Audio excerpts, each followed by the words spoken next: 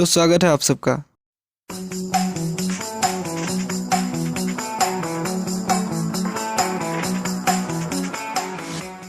तो इसके पिछले वाले एपिसोड्स में आप लोगों ने देखा कि कैसे डॉक्टर स्ट्रेंज को कोई एस्ट्रल फॉर्म में खींच के ले जाता है और ले जाकर उसे द ग्रेट डिसअपीयरेंस के बारे में बताने लगता है। और हमने ये भी देखा कि डॉक्टर डूम कैसे द ग्रेट डिसअपीयरेंस के बारे में पता लगा रहा है और उसकी एआई उसको एक कनेक्शन भी देती है जो कि है हमारा डॉक्टर स्ट्रेंज। अब आगे हमारी कहानी की शुरुआत होती है और हम देख पाते हैं कि इरोस के साथ दो कैरेक्टर और थैनोस के बारे में पता लगाने की कोशिश कर रहे होते हैं। यहीं पे ही मैं तुम लोगों को बताना चाहता हूँ कि इरोस और कोई नहीं बल्कि थैनोस का भाई है। उन्हीं में से एक बोलने लगता है कि कैसे टाइटन अब बर्बादी की कगार पर है, वहाँ से भी ऑलमोस्ट आधे पॉपुलेशन गायब हो गए हैं। और दूसरा बोलता है कि सिर्फ टाइटन से नहीं बल्कि पूरे यूनिवर्स से आधे पॉपुलेशन गायब हो गए हैं। और उनकी बातें सुनकर इरोस बोलने लगता है कि मैं ये तो नहीं जानता कि ये कैसे हुआ और कब हुआ, लेकिन मैं इतना जानता हूँ कि ये मेरे भाई थैनोस ने किया है। और वो दूसरा कैरेक्टर बोलने लगता है कि हाँ,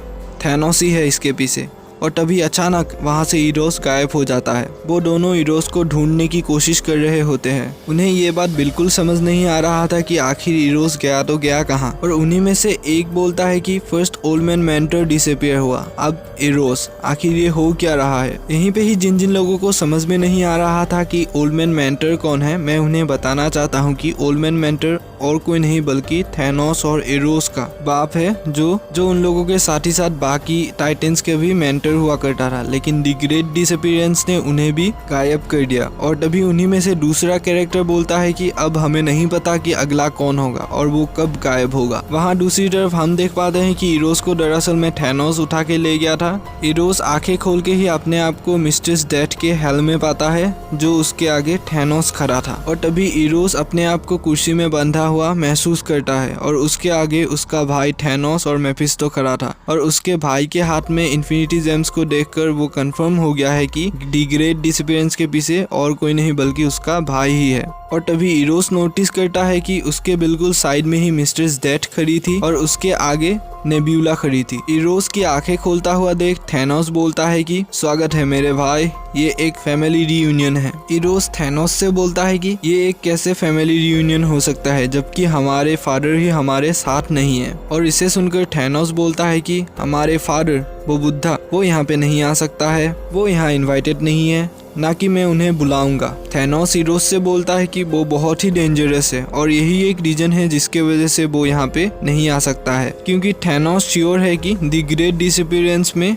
उसका फादर ओल्ड मैन मेंटर भी वेनिस्ड हो गए हैं। थैनोस इरोस से बोलता है कि वो उसे फिर से दोबारा लाने के लिए कभी अलाउ नहीं कर सकता। और ये सब सुनकर इरोस थैनोस से बोलता है कि तब तो ठीक है, अब आपके आगे कोई नहीं आ सकता है, अब मैं आपकी हेल्प कैसे कर सकता हूँ मेरे भाई। दरअसल में इरोस थैनोस को मैनिपुलेट करने की कोशिश कर रहा होता है, लेकिन थैनोस ये बात समझ जाता है और वो इरोस से बोलने लगता है कि तुम कितने मीठे मीठे बातें करते हो मेरे भाई, तुम अपने इमोशन को अपने पास ही रखो। थैनोस इरोस से बोलने लगता है कि तुम मेरे ऊपर इमोशनल मैनिपुलेटिंग पावर्स की यूज करने की कोशिश कर रहे हो, लेकिन ऐसा नहीं होगा, मैं द सुप्रीम थैनोस हूँ। और तभी थैनोस इन्फिनिटी गॉन्टलेट की हेल्प से इरोस के मुंह को गायब कर देता है। और थैनोस इरोस से बोलता है कि अब तुम मेरे ऊपर कैसे अपनी इमोशनल मैनिपुलेटिंग पावर्स का यूज करोगे, अब तुम्हारे पास मुंह ही नहीं है बोलने के लिए। और ये बोलने के बाद थैनोस अपने आप को द ग्रेट बताता है और वो कितना पावरफुल है ये बात इरोस को बताने लगता है। वहाँ दूसरी तरफ एवेंजर्स मेंशन में हम कैप्टन अमेरिका को देख पाते हैं, जो द ग्रेट डिसअपीयरेंस में गायब होने वाले सुपर हीरोज के अपडेट ले रहे होते हैं। और हमें दिखाई देने लगता है कि लिस्ट में बहुत सारे सुपर हीरोज थे, जिसमें mister fantastic, beast, Hercules, Johnny storm, Quicksilver और साथ ही साथ और बहुत सारे सुपर हीरोज थे।